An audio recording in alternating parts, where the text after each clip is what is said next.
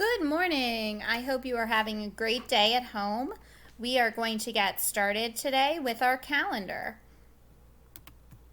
And we are going to start with our days of the week. I'm going to say our days of the week.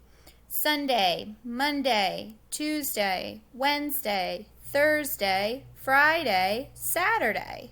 Your turn. Say the days of the week with me. Sunday, Monday, Tuesday, Wednesday, Thursday, Friday, Saturday. What's today? Today is Wednesday. So if today is Wednesday, what was yesterday? Yesterday was Tuesday.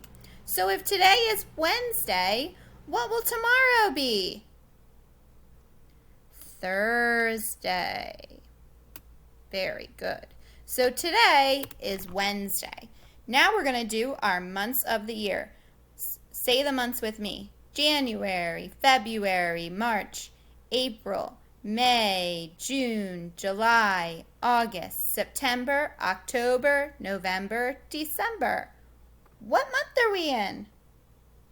Did you say September? You're right. We are still in the month of September. Now it's time to count our numbers. I'm going to cross out our numbers as we count them. Here we go.